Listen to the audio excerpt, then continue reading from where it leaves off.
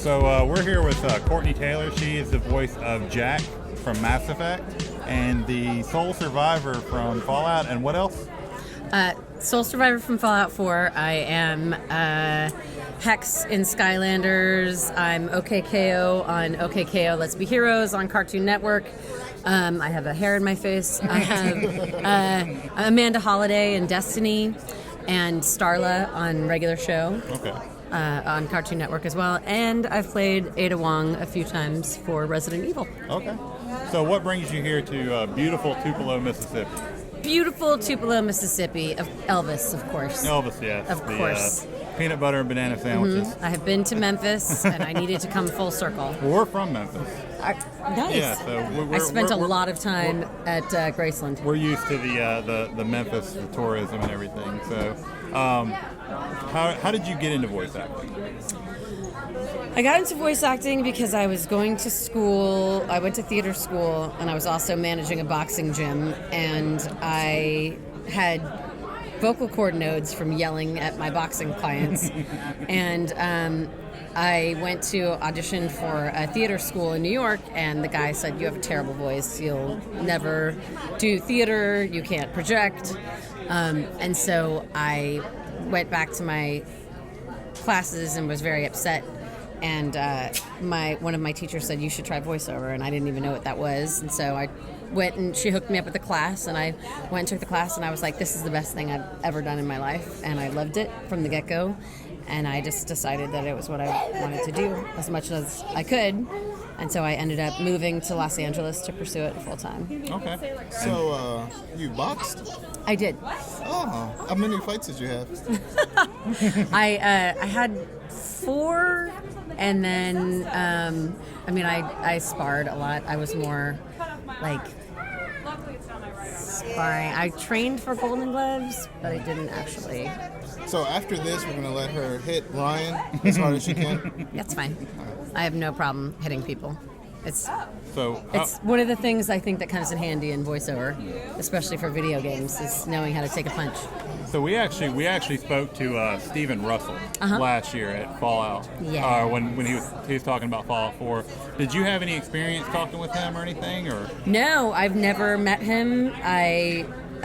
He recorded his stuff on the East Coast, and so I've never had the pleasure of meeting him. Yeah, he kind of told us the way it works is y'all don't go into it. Nobody goes into a studio together. You kind of go into a studio, they set it up, and then you send the voice tracks in, so you don't really get to play off of each other. Do you find that difficult, or do you think that? I was going to ask, have you ever gotten to meet Mark Hamill? Yeah, I worked with Mark Hamill on regular show. Well, that's awesome. Yeah. So in cartoons we do we record together. Oh, okay. But in video games, I've done a few group records in video games. We don't get that much work done, so I think that's part of the reason. They're like, no, you guys need to play separately. But yeah, in general, we either have somebody that's kind of feeding us the lines, or sometimes, like in Mass Effect, we had BioWare uses a technology that allows you to hear the line that you're reacting to. So it's more specific than somebody just being like, I think this is what the line means, and you're like, I think this is how I'll respond to it. Yeah. That's how sometimes in games you're like, I feel like they're answering to something that, they end up using different takes.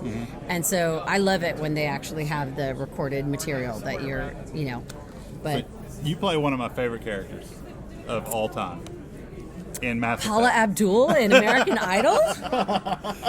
You play Jack in Mass Effect. Can you kind of run us through what that was like? What did I you love Jack. What kind of mindset did you have to get into to play a character? Because she was tough. She was a tough character. Yeah. And she was one of my favorites. She I forget what they call them. It was in Mass Effect 2. She's one of the ones that she hits through with the Force or whatever. Biotic. Yep. And she's just a tough character. And she's foul-mouthed. She, if you play it a certain way, she gets a little rough with Shepard, and so what Sometimes kind of you deserve it. What was your mindset in there to get to that? She was really easy for me, actually. I have a lot of I mean, obviously, I don't have the same background as Jack, but I definitely have had the same haircuts as Jack, and I had some anger management issues when I was younger, so hence getting into boxing, and it was very therapeutic.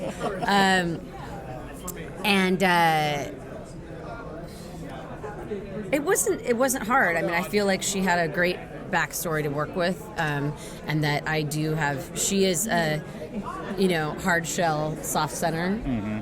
Her soft center you have to really dig for, but it's there. Yeah. It's there, and they really fleshed it out nicely in Mass Effect 3.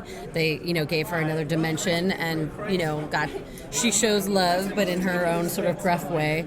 And I think I have a lot of that as well. They called me the Stay Puft Marshmallow Crab when I was in theater school.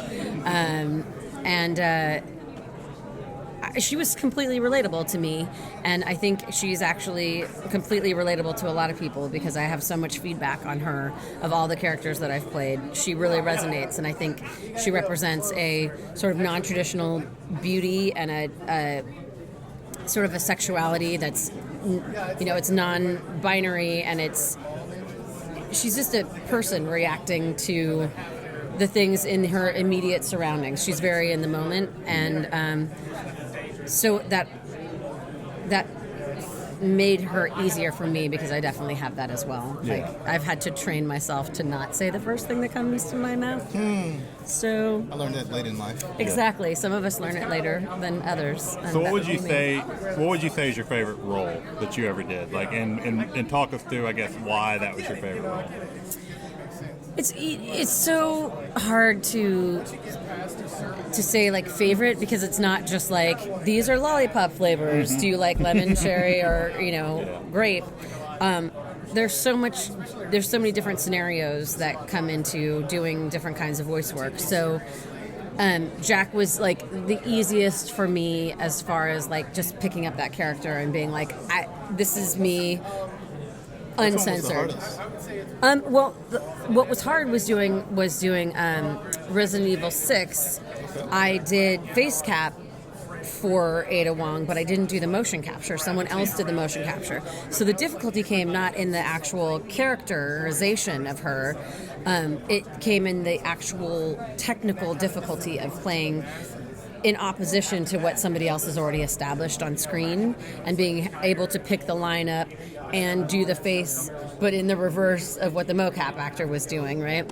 So technically she was really difficult.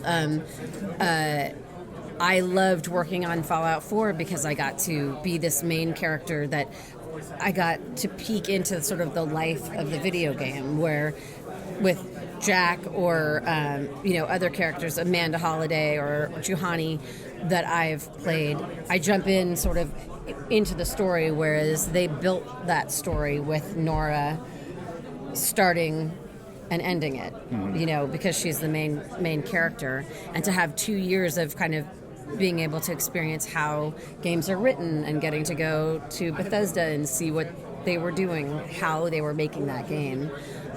That was amazing. So different, I did the motion capture for Hope in Mad Max, and that was super great to be able to I always joke around, but I had like a fan made of razors, and I got to grab my friend Matt Mercer and slit his throat with it, and like that's playing like you're a kid, where you're just like running around on a volume, hitting each other with sticks. Yeah. So safely, of course. Safely. Do you do the cartoons and the video games? Which one is easier than the other? For me, I feel like video games are simpler because we record. It's usually just me and a director, so there's less moving parts. But again, it's not lollipop flavors because you could be doing an accent. And I did. We started working on a Firefly game, and I had to do Chinese slang with an interpreter helping me speak Cantonese, or was it Mandarin? I can't even remember, but it was really hard. And so that was a really tricky couple of sessions to do that, whereas sometimes like going into regular show, you just get to sit there and laugh and sit next to Mark Hamill. What? Yeah. So it's all situational. You know what I mean? And that's almost like a nerd paradise, getting to sit there and talk to. Did you geek out while you were? Oh my! I lost my mind the first day I went in. The first day I went in, and they were like, "Where are we going to put her?" Well, you can just sit next to Mark. And I was like, "Excuse me, like, I'll be right back." And I'm like, running out of the building, like, ah! And then like running back in, like, okay, where were we? Did you say, hey, can you do the Joker for me? Can you do this? Did you do any of that to him? Nope. Okay. Nope. You can't do that. Yeah. You got to be super cool. All right. You got to. I mean, I have geeked out on people, but it's usually at conventions that I'll geek out on someone because that's where it's appropriate. It's not. It's not like at work. You're not like, hi, can you sign my backpack? Yeah. Although there's definitely been times I've wanted to do that, but I have definitely. Jumped up and down in front of someone's table and been like, oh my god. One of the guys, oh my gosh, I'm nervous now, but I have definitely, there are pictures of me with certain actors like where I am clearly super excited and like, and they're kind of like, yeah, okay, you're holding me a little tight. So what about any upcoming projects that you can talk about, or maybe that you can't talk about, but you want to kind of drop a little, look out for this from this? Is there anything you got going on, or I'm sure you got a lot going on. Well, OK K.O. is coming back for a second season, which I'm very excited about. We just had our season finale last night. Spoilers for us? You need to see. No, there's no spoilers. There's no spoilers. There's a POW card debacle. That's all I'll say. Things I can talk about. There are definitely some things getting rebooted that I'm excited about. There's a trend in video games, and I can't say which ones, but that I think are going to be cool. I just signed on to do a big project that I can't talk about, but I got a lot of good practice with Fallout, not being able to say anything for 2 years. I guess that's not something you could say, give us a hint about, or we would figure it out, right? Yeah, we don't want that money to be messed up. Yeah. And just, I don't want to be, pushed out of the industry, but I'm working on a lot of cool things. I'm trying to think if there's something I can talk about, and I don't think there. So everything's kind of in the early stages right now, and you can't. With games especially, they're very much, it's changing a little bit where they want us to do more press and stuff, but the storylines are, there's a million people working really, really hard, and you don't want to screw that up for somebody. There's a certain point they want you to start. Yeah, they're in it. charge, and they'll say like, hey, that. We want to bring you to Comic-Con so you can talk about it, which is super exciting. I love to do that. But you got to be really respectful and be like, I want it written in blood that I can talk about this. You put it on parchment with a thumbprint and a signet ring seal, and then I'll be like, I can talk about it, and I have the proof right here. Yeah. So is there anything that you want to plug? Yeah. I am doing an initiative with a couple of other voice actors, Mary Elizabeth McGlynn and JP Karliak. We started a site called NerdsVote.com, and we're working with Headcount, which is a nonpartisan nonprofit that just creates voter education and opportunities to register to vote. If you're in a state that you can pre-register, so that if you turn 18 right before the elections, you can vote in. It's Headcount. It's NerdsVote.com, and we're on Twitter at NerdsVote and every other platform. And you can go online and see some of your favorite voice actors talking about the importance of voting, and also register to vote there.